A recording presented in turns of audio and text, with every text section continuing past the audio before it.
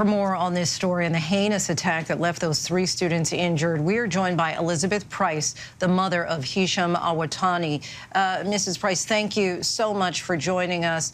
Just tell us, if you can, how your son's doing. He is in the ICU. He is stable, but he has a bullet embedded in his spine. And that bullet means that his body temperature is unstable, so they're having to artificially keep him cool or warm him up if his body temperature goes either way. His spinal fluid, a cord is being flooded with blood pressure medicine so that he can have blood passing through his spine. And he has lost currently all functional mobility in his legs. He can feel his legs, but he can't move his legs. So he has had really high spirits. He's a really strong young man. He's been joking around and teasing and always coming up with some way to demonstrate his fortitude and his resilience. But I think he's tired. He's tired. The adrenaline of the attack is worn off, and he's now shifting into another phase of his life. And that phase, it was new, it's unexpected, and it may potentially be a long one. So I think he's tired, but he's resolute. And glad to hear that he is resilient. Can you talk us through how you found out about the shooting and your initial reaction?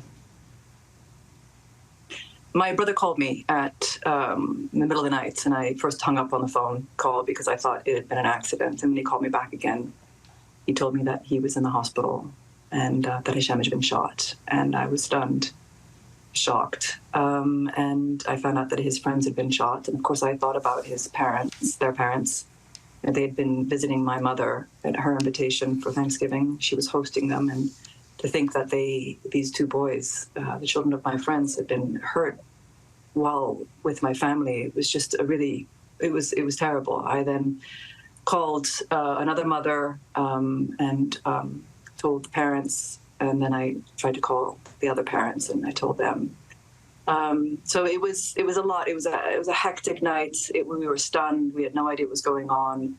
Hisham was, as I said, really, trying to make us feel okay about the situation and showing that he was being brave. But it was devastating for us. I can imagine. I had to wake up my husband and tell him that his son had been shot, and that was really, really hard.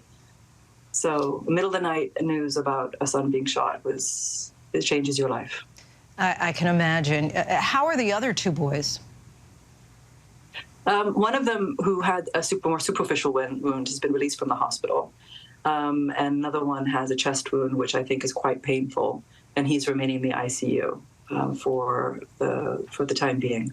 And Hisham will be in the ICU for another week or so, and then will be moved to a spinal injury ward, and then for about a month maybe, and then we'll have several months of physical therapy to go through. As you know, the attack is being investigated as a hate crime after your son and his friends were shot outside of a relative's home. Did the keffiyeh that they may have been wearing play a role in the attack, as far as you know? The man didn't say anything. He approached them. They moved aside so that he could walk past them on the sidewalk, and he pulled out a gun and shot them, stood over them for a minute. My son thought he was going to be killed, and then left. My son and the 2 boys have no idea what triggered him. It was a hateful crime. For our viewers who are not familiar with this scarf that's associated with Palestinians, can you just explain it for us? The keffiyeh is a square scarf. It's got a black and white or red and white kind of net-shaped pattern. It originally was used by farmers to keep their heads cool. And so it's usually worn by men, draped over their head like this, with a black cord to keep it in place. Once Palestinians went through the various dispossessions and for many exiles or displacement, it became a symbol of Palestinian culture, much as the Palestinian embroidery, which used to be link to specific villages, different colors, different patterns. You could look at a dress of a Palestinian embroidered dress and know exactly where a woman was from. Now these are nationalist symbols. These are symbols of the Palestinian culture. What does justice look like for your son at this point? I think you'd have to ask him. Justice for me is making sure that the man who shot them is behind bars so that he cannot threaten them again. And lastly, Mrs. Price, is there a plan for you to perhaps come to the United States to see your son? And what do you want the world to know about him?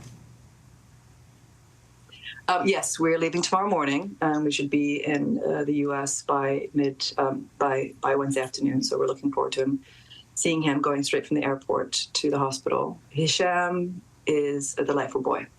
Absolutely. I mean, my heart swells when I think about him. He is kind, he is generous, he is loyal. I mean, his group of friends, the two of whom he was with that night, are so tight, and he would do anything for them. He sounds like a fascinating young man.